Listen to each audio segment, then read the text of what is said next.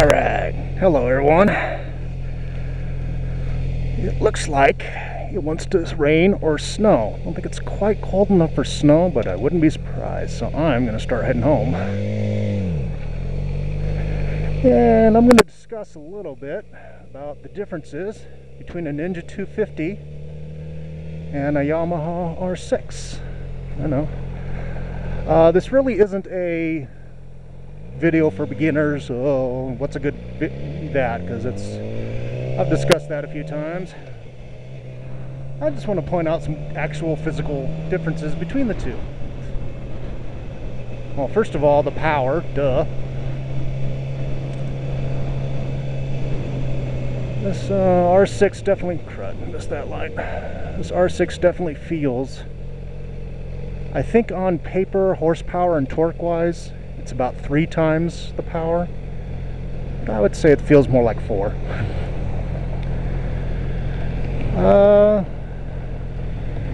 Definitely feel the lighter weight of the 250. I'm just going to call it the Ninja now. So when I say Ninja, you know I'm talking about Ninja 250.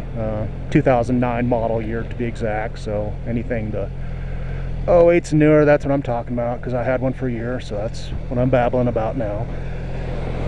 The Ninja was definitely lighter. I think it's about 50 pounds lighter.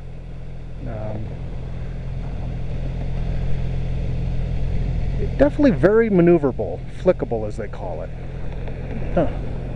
Porsche with the ski rack, cool. This one does feel, it doesn't quite, I say when it feels heavy at, like for example right now at a stop sign or stop light. I've had this for 6 weeks now, and but one of the first stoplights I did on my first or second day, I almost dropped it because I was just leaning too far and it was heavier than what I was used to on the Ninja, but I saved it. Went ahead and got some frame sliders because I'm just this is the one I'm going to keep, so I definitely don't want to damage it, but alright. We should get a light here. Come on. There we go.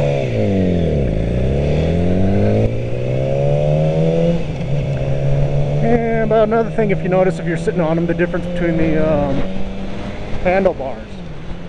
I think the handlebars on this one are about 3 inches lower. Oh, dude, seriously? Okay, now, if I was on the Ninja, that guy would have beaten me. Isn't that kind of the whole reason we get these things? Some little dipshit in an SUV. Oh, it's a red SUV. I guess that gives them 10 extra horsepower. But you're in an SUV, just know your place. And it isn't trying to friggin' outrun a damn sport bike on a freeway on-ramp.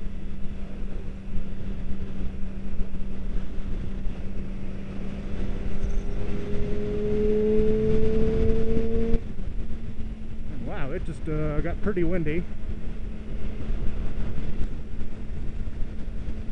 Oh, that SUV's back. Funny.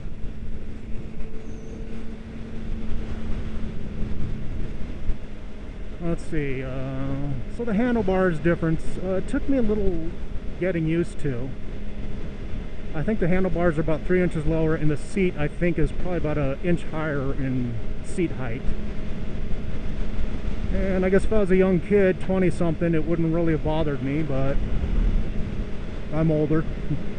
So about the first 2 days of riding this thing, my back and wrists were killing me.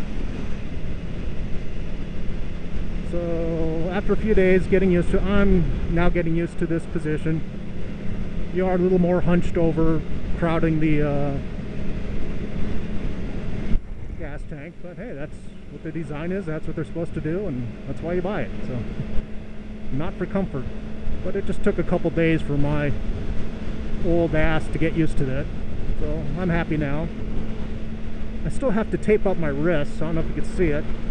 That little white, you know, the athletic tape football players put on their wrists or tie up their shoes. I have to do that because my wrists, I sit too much in that position. I need to get more in an over position. It's a little more comfortable like that.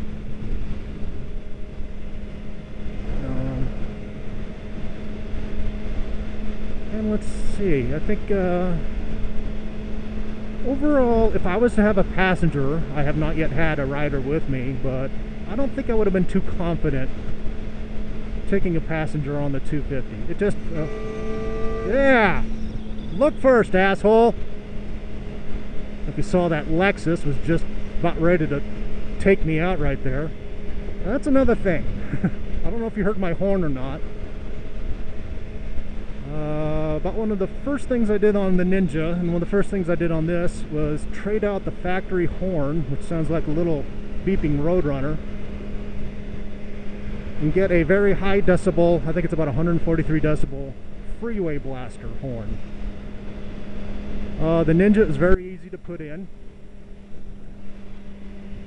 Not quite as easy on the Yamaha. I had to,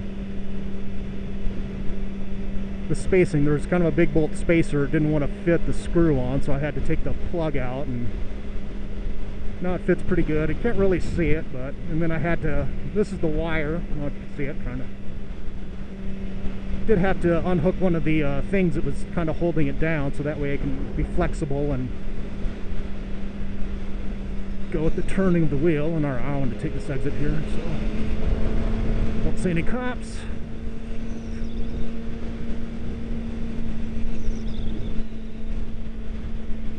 Okay, so yes, no matter what bike you have, I highly recommend a Freeway Blaster. So I got the 143 decibel low tone, and hopefully you heard it back there. And the point was, at least that Lexus, who did not see me and was just changing lanes blindly, he freaking heard me. But I was also ready to do an emergency brake, but that was pretty quick. So, okay. Alright, let's see, I want to take the exit here. And trying to think of some other differences. Well, it's just, I don't want to compare the two for beginner's sake. I'm just kind of just generally comparing the two. So the 250 has a little bit more comfortable seating position, but you know, I think if you're younger, you should have no problem with the regular sport bike, or if you're older like me, it just takes a few days to get used to.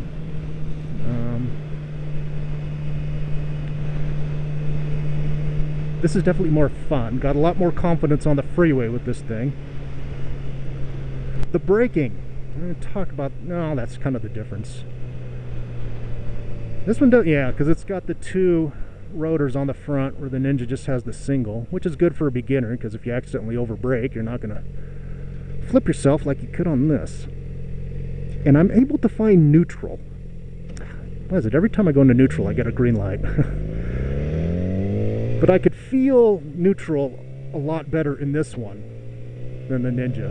I mean, just, and unfortunately, I'm getting too confident in the field that I'm not looking and making sure that I am in neutral.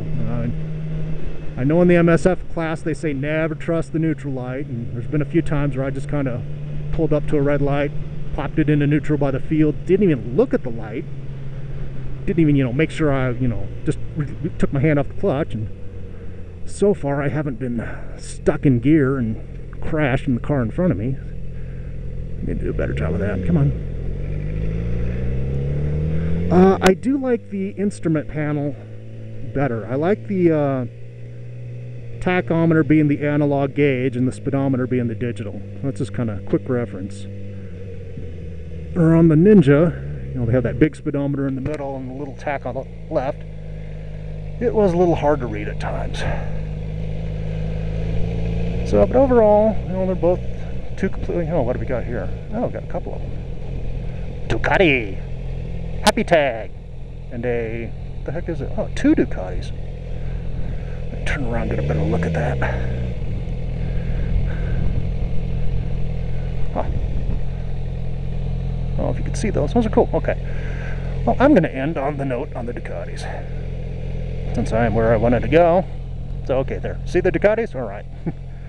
So, jeez. And I noticed this thing rolls a lot more. If I was in the Ninja, I could have just stood there in neutral with my foot on the ground and not had any problem. But with this one, I think weighing a little more, you tend to roll more if you're not completely flat. So I always have to sit with the foot on the rear brake a lot. So, okay, that's all for now. Later.